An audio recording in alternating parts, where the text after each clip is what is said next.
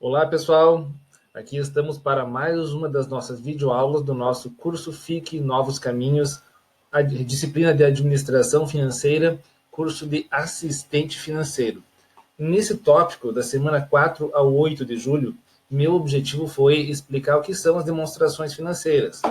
Elas têm, basicamente, três funções principais. Registrar, criando históricos adequados das operações da empresa. Tem a finalidade fiscal, ou seja, contribuir com informações que sirvam para o cálculo de tributos, né, contribuições sociais, etc. E tem também a finalidade gerencial, que é o que eu gostaria de explorar mais com vocês agora. Ou seja, as demonstrações financeiras podem servir também para que a gente analise-as e tome decisões em cima das informações que são apresentadas por elas. Existem várias demonstrações contábeis, duas que são as mais comuns e que são necessárias para as empresas limitadas, por exemplo, são a demonstração do resultado do exercício e o balanço patrimonial. Sem dúvida, são as duas demonstrações mais conhecidas. E eu sei que existem muitas coisas que nós poderíamos abordar sobre elas, mas eu quero explicar rapidinho para vocês algumas coisas bem básicas sobre o que significam elas. Então, eu estou aqui com o tópico desse dia aberto e eu coloquei para vocês uma estrutura da DRE. Para que serve a DRE? Nós vamos colocar na DRE informações sobre a receita de vendas, e aí ela pode ter algumas deduções, como impostos, né, devoluções e tal. Nós vamos colocar informações sobre o custo dos produtos ou serviços, né? No caso de uma indústria, custo foi quanto você gastou para produzir determinado bem que depois você vendeu. No caso de uma empresa comercial, o custo é quanto nós pagamos por um bem que vai ser depois revendido. Depois, nós vamos deduzir também despesas de vendas administrativas. Em algum momento, nós vamos deduzir também as despesas financeiras. E aí nós vamos chegar num cálculo de lucro, que vai ser nada mais, nada menos do que a subtração de receitas, menos custos, menos despesas, igual a lucro. Essa DRE pode ter algumas variações, ela pode ser apresentada de formas um pouquinho diferentes, dependendo do país, dependendo da época em que ela foi feita, né, dependendo do tipo de empresa, mas o básico que vocês têm que saber é que ela serve para justamente justapor receitas menos custos, menos despesas, igual a lucro, certo? Por isso que ela é um demonstrativo muito importante, que ela vai nos mostrar o que a empresa está ganhando ou não está ganhando nesse período em que ela foi construída. A segunda demonstração é o balanço patrimonial. O balanço patrimonial é formado por três grandes grupos de contas. O ativo, que mostra bens e direitos da empresa, né, e ele está dividido entre circulante, que são aqueles que são dinheiro já ou são muito fáceis de transformar em dinheiro, e o não circulante, que são bens e direitos também, mas que estão mais distantes de ser transformados em dinheiro. Lá do lado direito temos o passivo. Passivo são obrigações, são dívidas da empresa, e também se dividem em circulante e não circulante. Por quê? Circulante são aquelas que vão ser cobradas em um prazo mais curto, e não circulante aquelas que têm um prazo maior para serem cobradas. E aqui embaixo do passivo, nós temos o patrimônio líquido, que representa o capital que efetivamente pertence aos sócios da empresa, pertence à empresa. É o capital social, que é aquilo que os sócios colocaram na empresa para iniciar as suas atividades, são reservas de capitais, são ajustes de avaliação patrimonial, são reservas de lucros. Né? Quando você tem lucro, uma parte é distribuída para os sócios, outra parte é transformada em reservas de lucros acumulados, às vezes. Então, basicamente, essa é a estrutura da DRE e do balanço patrimonial. Vocês viram que, ao final deste tópico, eu coloquei algumas atividades propostas para vocês, e essas atividades consistiam basicamente em analisar a DRE e o balanço do Grêmio de Futebol Porto Alegrense, e a DRE e o balanço do Esporte Clube Internacional, dois clubes rivais. Em primeiro lugar, por que eu escolhi justamente esses clubes de futebol? Professor, eles são associações sem fins lucrativos, né? A princípio, eles não precisariam ter DRE e balanço. É verdade, mas eles fazem devido à grande quantidade de movimentações financeiras que eles têm, a necessidade de controle deles e a necessidade de justificar para os seus sócios quais são as suas posições financeiras, seus resultados, né, suas posições patrimoniais. Então, tem uma outra vantagem, que os clubes As associações sem fins lucrativos, em geral, são obrigados a disponibilizar o balanço e a DRE, assim como as sociedades anônimas e as cooperativas. Então, eu procurei vários balanços e DREs de empresas como essa, e eu percebi que o balanço dos clubes de futebol ele é um pouquinho mais simples de compreender, até porque tem algumas peculiaridades que, na verdade, são comuns no vocabulário do brasileiro, né? Fala lá sobre venda de atletas, receitas de ingressos e tal. Então, fica mais próximo do que a maioria das pessoas conhece, então é um pouco mais fácil da gente conversar sobre isso. Eu vou explicar para vocês no tópico dessa semana, essa semana que vai iniciar no dia 15 de julho, certo? A semana do curso que inicia em 15 de julho, vou explicar justamente o que a gente pode compreender dessas demonstrações contábeis. Olha só, eu abri aqui a demonstração do resultado do exercício, a DRE do Grêmio. A DRE do Grêmio tem uma coisa muito legal. Ela tem aqui os resultados, né, receitas, explica exatamente quais são essas receitas, e elas têm o resultado para 3 meses do ano, janeiro, fevereiro, março, e depois aqui tem uma coluna que é o totalizador de 2020. Se a gente somar os 3 meses, chega em 2020. Aqui nessa coluna azul, nós temos o que foi realizado em 2019 para efeitos de comparação. Nessa coluna em amarela, nós temos o orçado. O orçado é uma coisa muito interessante, porque muitas empresas fazem o orçamento, algo que tradicionalmente é chamado de orçamento empresarial, que nada mais é do que um plano financeiro de várias ações relacionadas à produção e às finanças da empresa. Então, se planeja, se estima, se projeta, se faz uma estimativa de quanto vai ser vendido, quanto vai ser gerado de receita a partir disso, quais são os gastos que vão ser gerados pela operação da empresa, custos e despesas, e a partir disso, né, tendo essa estimação de receitas e essa estimação de gastos, nós podemos, por consequência, estimar o lucro da empresa. Isso é muito interessante, porque assim nós fazemos um exercício e colocamos isso no papel para verificar nossas expectativas em relação aos acontecimentos futuros relacionados às finanças da empresa e o que vai acontecer, quais serão os resultados obtidos se essas expectativas realmente se realizarem. Então, por exemplo, você pode fazer um orçamento e perceber, opa, mas se eu fizer as coisas dessa forma, eu vou ter um prejuízo.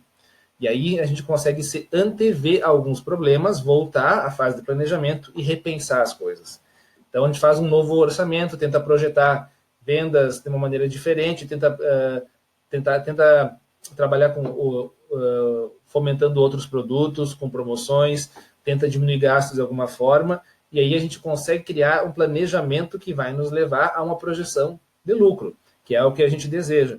Por isso, o orçamento é algo muito importante para todas as empresas. Eu estou lá em 2019, por exemplo, né, seguindo o exemplo aqui do Grêmio, estou lá em 2019, e aí eu consigo, em 2019, fazer uma projeção para receitas e gastos de 2020. Essa projeção, depois de provavelmente ser pensada e repensada várias vezes, ela foi colocada aqui, ó, nessa coluna amarela. Isso é o orçado, essas são as expectativas da empresa para até março de 2020. E aqui nós temos a variação. O que significa aqui é que o Grêmio orçou receita brutas de 116 milhões nos primeiros 3 meses do ano e realizou apenas 106 milhões. Isso dá uma diferença de 16 milhões 560 mil entre orçado e realizado. É claro, o planejamento nunca vai se realizar exatamente conforme o que foi previsto, né? Mas a gente tenta fazer o planejamento, o orçamento, como um exercício em que nós tentamos melhorar as nossas projeções e melhorar as nossas ações e antever alguns problemas pensando no que vai acontecer no futuro. Depois, quando a gente percebe que pode haver diferenças entre o orçado e o que realmente está acontecendo aqui em 2020, como é o caso, a gente pode parar e pensar, poxa, por que isso aconteceu? O que nos levou a ter uma variação abaixo daquilo que foi previsto? Por que o realizado está 16 milhões a menos do que o que foi orçado para 2020, entre janeiro, fevereiro e março? Isso é um grande subsídio para que a gente possa refletir e possa identificar problemas, possa tomar decisões que visam reverter esse quadro, que visam melhorar as receitas nos meses subsequentes. Por isso que o orçamento é muito importante. Se a gente não tivesse orçado, colocado isso no papel, a gente não conseguiria fazer esta mensuração agora da diferença entre o que foi orçado, ou seja, planejamento, e o que efetivamente foi realizado. Então, aqui o autor desse demonstrativo coloca até a variação em percentual, né, desse valor, coloca em reais, aliás, ele faz uma comparação entre 2020 e 2019 e faz uma comparação entre o real e o orçado, e coloca os respectivos percentuais. Eu expliquei um pouquinho melhor lá dentro do tópico, certo? Lá na disciplina de administração financeira do nosso curso FIC, expliquei isso com mais detalhes, mas eu quero só falar para vocês agora um panorama geral. Então, aqui ó, nós temos nessa parte aqui, várias receitas que somadas vão dar esses valores que estão em azul aqui em cima. Depois, na parte de baixo, nós temos os custos. Custos com pessoal, despesas aqui embaixo, né? E, por consequência, aqui nós temos essa linha que é chamada de EBITDA. O que é EBITDA? É uma medida de lucro. Portanto, ela representa aqui nesse demonstrativo receitas menos custos e despesas, o que dá aqui em janeiro 14.824.000. O que significa isso? EBITDA é uma sigla em inglês para Earnings Before Interest, Taxes, Depreciation and Amortization. Ganhos antes de taxas de juros, de impostos, depreciação e amortização. Tá?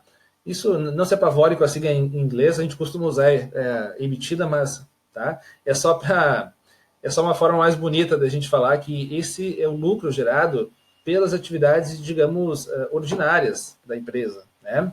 E aqui embaixo nós vamos deduzir alguns outros resultados financeiros, que podem ser juros que foram pagos ou ganhos em aplicações financeiras, e aqui embaixo tem outros resultados operacionais que falam em receitas extraordinárias, algumas coisas que não estão tão diretamente ligadas ao funcionamento normal da empresa. E, por fim, aqui nós temos depreciação e amortização, que são...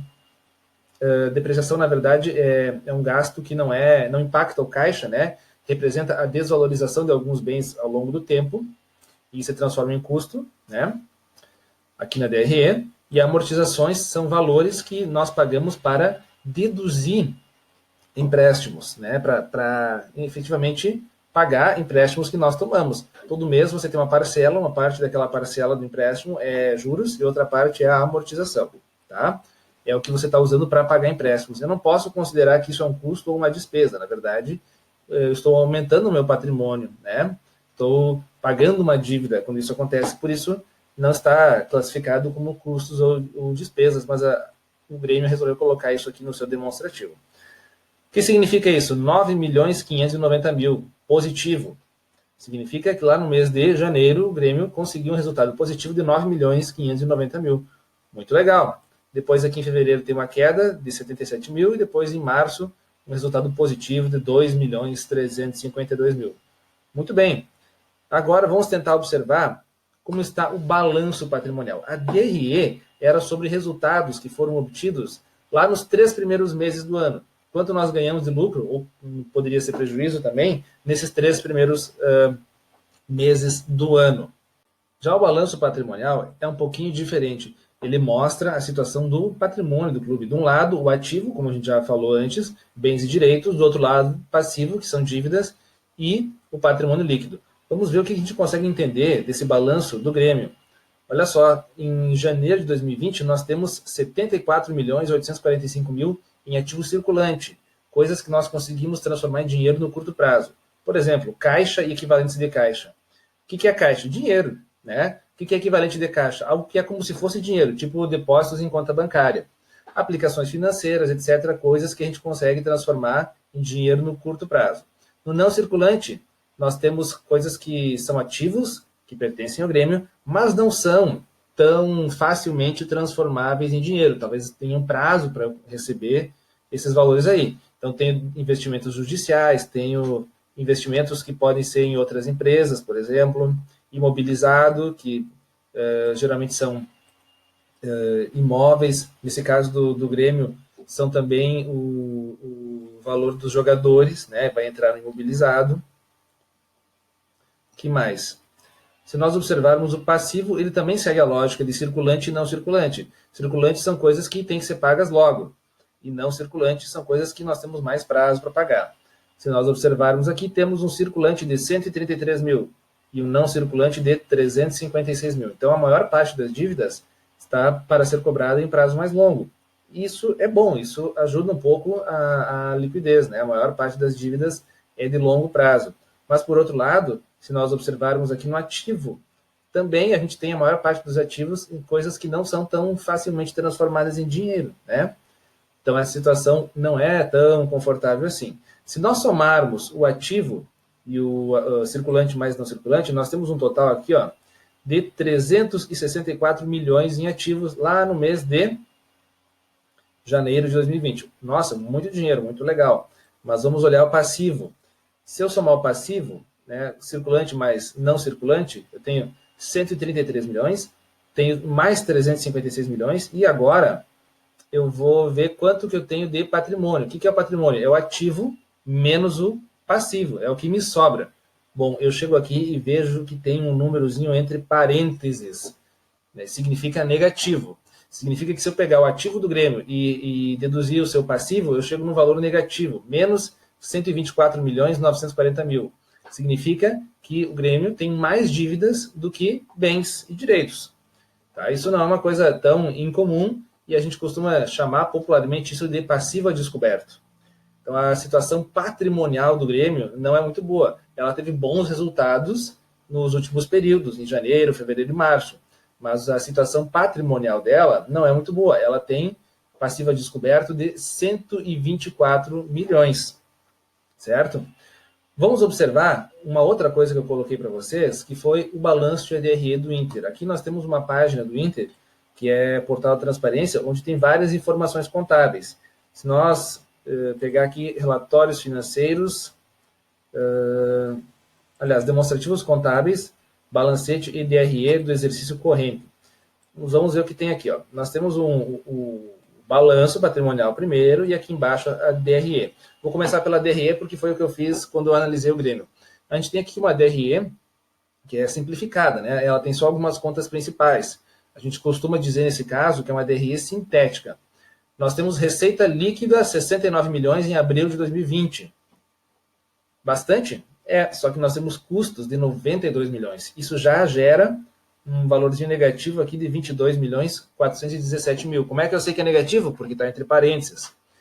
E aqui eu tenho mais despesas, mais coisas que vão ir aumentando isso. Aqui diz superávit, né? Superávit negativo, mas na verdade superávit negativo é um déficit, né? É a maneira que a gente tem de expressar que há uma perda de dinheiro nessas operações, que chega lá no final do exercício com menos 51 milhões. Isso aqui é, se considerarmos o fechamento em abril de 2020. O que significa isso? O fechamento de abril de 2020 é janeiro, mais fevereiro, mais março, mais abril.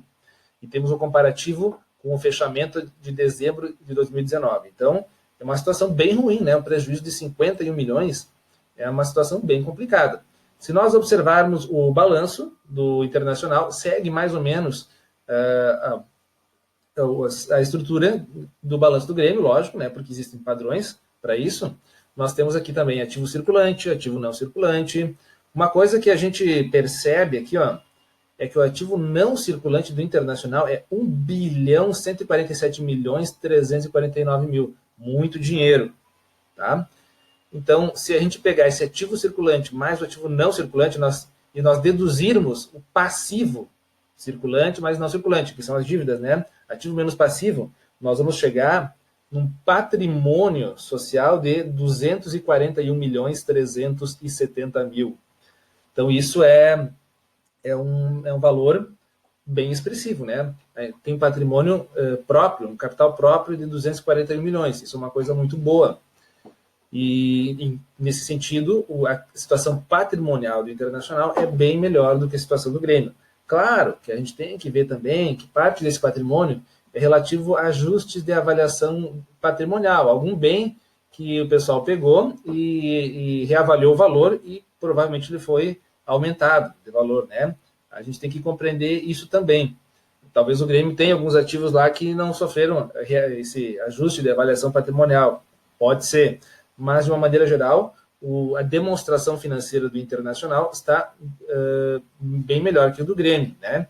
E se nós pegarmos o total do balanço, chama atenção então que o total do ativo, ou o total do passivo mais patrimônio líquido, que é a mesma coisa, né, tem que ser iguais, é 1.249.501.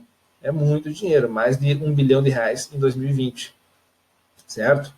Então, eu não tenho a pretensão, pessoal, de explicar essas coisas em muitos detalhes para vocês, porque eu sei que o objetivo do nosso curso não é esse. Mas, a partir dessa explicação básica, eu espero que vocês tenham compreendido um pouquinho do que se tratam essas demonstrações financeiras, para depois a gente possa dar continuidade ao nosso aprendizado, quem sabe se aprofundando um pouquinho mais em cima disso aí. Muito obrigado pela atenção e até o próximo vídeo.